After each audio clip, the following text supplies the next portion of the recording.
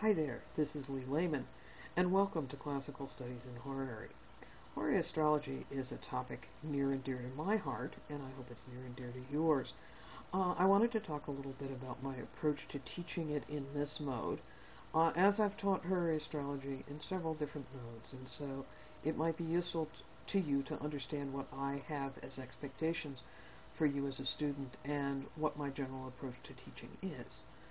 When I teach Horary at Kepler College, I contextualize it into a historical context, and we also talk about critical thinking issues, as they're called.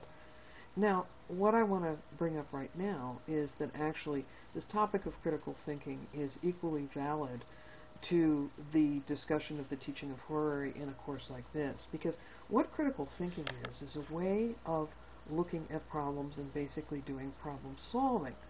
And maybe it's not so much the problem solving as the methodology for coming up with a way to solve the problem.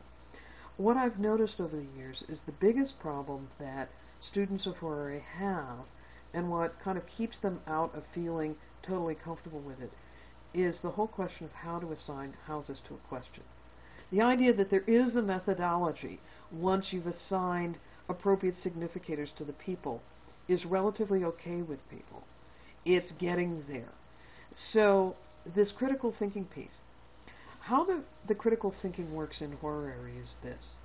What you will be developing as you work increasingly with charts is an understanding about how questions work. Now, in the martial art of Horary astrology, I talk a lot about the question and about the issues related to the question and things you need to know before you even start on a Horary delineation. But basically, the critical thinking piece is really a kind of a puzzle-solving approach to saying, what is this question really like? And also, what are the ramifications of this question? Because sometimes, yes, there's the issue of exactly how they word it, and that's important. But there's also the issue of what is the impact of the question, and specifically, what is the impact of what is likely to happen on the way to their answer, whether the answer is a yes, no, or it's got more informational content than a yes or a no. So I want you to keep looking at those.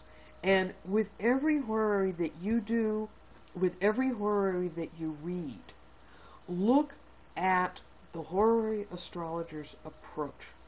Also look at the querent's approach, the person who asked the question, and what it is they're asking, what the ramifications of what they're asking are, and what kind of scenarios you can envision one way or the other that would give an answer, if not the desired result.